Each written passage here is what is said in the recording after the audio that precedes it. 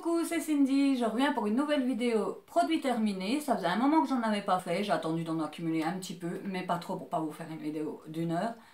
Donc c'est parti, ça commence tout de suite. En tout premier, j'ai fini cette éponge, comme vous pouvez voir, qui est un petit peu morte alors de la marque, je sais plus, c'est ça le pire. Je l'avais reçue dans une box Look Fantastique. Bon, elle était bien, mais elle était un peu trop dense, donc du coup elle prenait beaucoup de produits. Et elle s'est usée quand même relativement vite. Alors là j'ai essayé en tout cas de prendre tous les masques d'un coup, j'espère que c'est bon. Alors dans les masques, j'ai fini deux masques de la marque Dr. Jar Plus.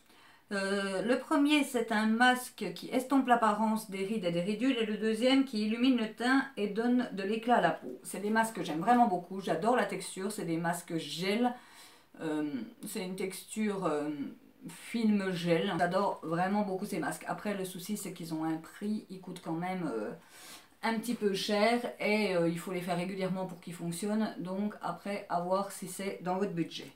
J'ai fini un masque de chez Sephora, le masque visage Lotus. C'est un masque hydratant relaxant. Il était bien mais après voilà, c'était pas un pire truc. Moi les masques Sephora je trouve qu'ils sont un peu surcotés. C'est pas les masques que j'adore le plus. J'ai essayé un masque enfin de chez Action, les petits masques, voilà, comme ça, il y en a plein de sortes. Là, celui-là, c'était nettoie en profondeur et répare. J'ai bien aimé l'odeur et j'ai bien aimé le concept. Un masque ensuite de chez Primark. Alors franchement, je ne l'ai pas aimé du tout. Le masque, c'est un masque illuminateur à base d'extrait de pivoine, d'aloe vera et d'extrait de lilas. Le truc, je peux même pas vous dire s'il est si bien que ça parce que le masque, en fait, au lieu d'être comme ça, il était tout rond. Donc moi, il m'arrivait là et là. La bouche m'arrivait à peu près là et il tombait et il goûtait à fond. J'ai oublié d'enlever le surplus de produit avant. Et franchement, je le recommande pas. J'ai laissé genre 5 minutes, même pas, puis ça m'a saoulé, je l'ai ôté. J'ai quand même essayé de faire rentrer les produits actifs dedans, mais rien que déjà le fait qu'ils tiennent pas vu qu'ils soient trop ronds, puis que du coup ils se collent pas à la peau, ça m'a déjà saoulé. Un masque pour les mains de la marque, d'une marque coréenne en tout cas, assez pour vous dire OK ou OK.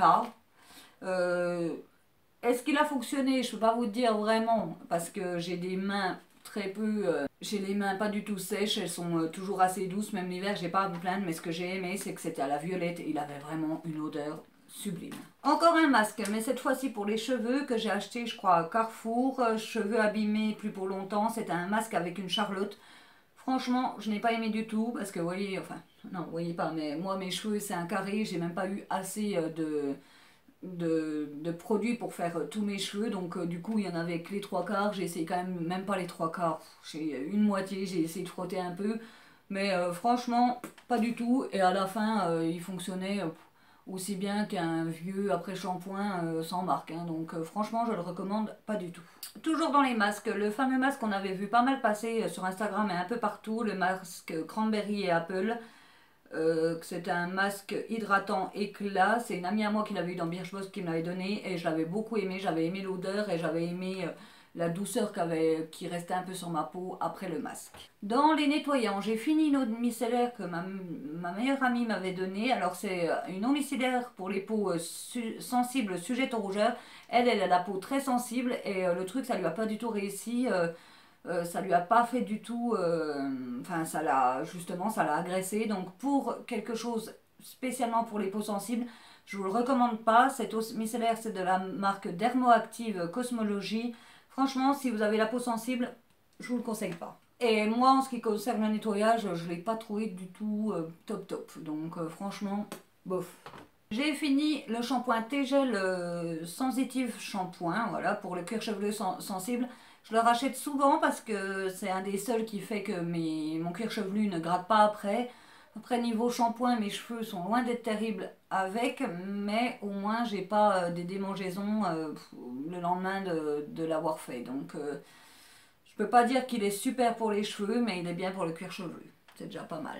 Pour le visage, j'ai fini une crème de chez Clinique, la Super Défense. Alors c'est une crème très riche, moi j'utilisais que la nuit parce que sinon c'est même pas la peine. Ma peau qui est déjà grasse naturellement était encore plus grasse, mais pour la nuit, elle était très bien, elle faisait son job.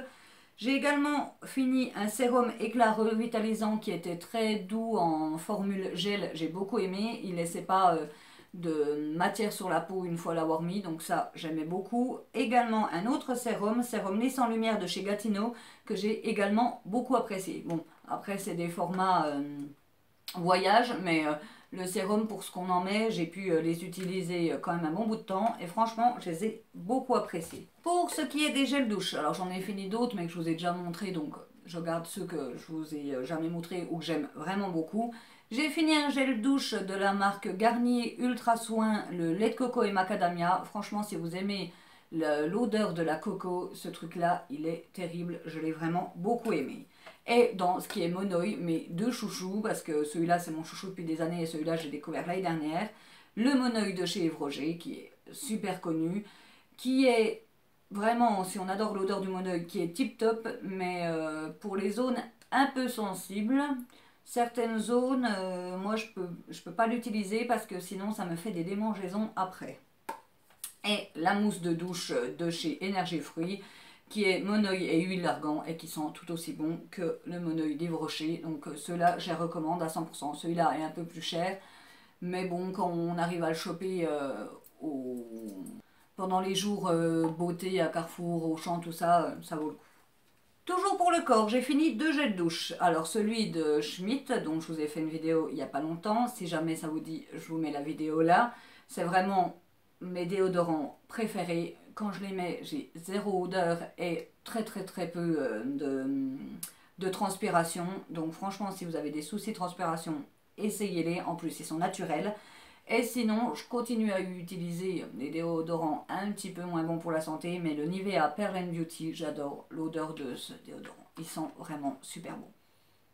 Donc voilà, quand le Schmitt, parce que celui-là me démangeait un petit peu de temps en temps, depuis j'ai racheté un qui me démange plus du tout de Schmitt. Quand je voulais faire des petites peaux, je prenais celui-là et l'odeur, j'adorais. J'ai fini, enfin on peut pas dire vraiment fini, c'est lui qui a décidé de se finir tout seul, un vernis de chez China Glaze qui a tourné et qui est devenu à moitié liquide. Donc moi les vernis China Glaze, franchement, je les aime pas spécialement, tous ceux qui me restaient je les ai donnés. Il faut mettre beaucoup de couches pour qu'ils soient opaques, donc franchement, je recommande pas cette gamme. Moi mes vernis préférés c'est les SI, je préfère rester dans cette marque, j'achète de temps en temps d'autres marques si jamais ça me donne envie, si c'est pas trop cher, mais ceux-là je les trouve trop chers pour ce qu'ils sont. Et en dernier, de la même marque, enfin de la même marque et de la même gamme, Kerastase Chronologiste, j'ai fini le masque qui était vraiment super, il n'y a pas à dire, c'était vraiment un masque réparateur, enfin on ne peut pas réparer des cheveux je sais, mais je voyais vraiment une différence quand je le mettais, mes cheveux étaient beaucoup plus doux et beaucoup plus facile à coiffer et beaucoup plus soyeux après ce masque. Et également de la même marque, de Chronologiste, c'est le soin gommage rénovateur pour cuir chevelu. Alors, est-ce qu'il fonctionne vraiment? Ça, je peux pas vous dire. Mais l'odeur de ce truc, c'est juste incroyable. Il a une odeur, vous le mettez même après avoir fait votre shampoing et votre après-shampoing, ou le shampoing et le masque, même si c'est pas la même gamme, vos cheveux sentent encore l'odeur de ce truc-là. Franchement, celui-là, j'ai adoré juste pour l'odeur. Je vous dirais pas de l'acheter juste pour l'odeur parce que c'est quand même pareil, un petit prix. Mais sur certains sites, on peut le trouver moins cher et quand il y a des moins 20, moins 30%, ça peut valoir le coup.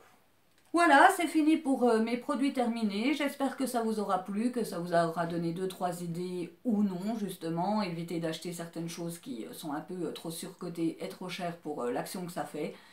Je vous dis au revoir et à bientôt.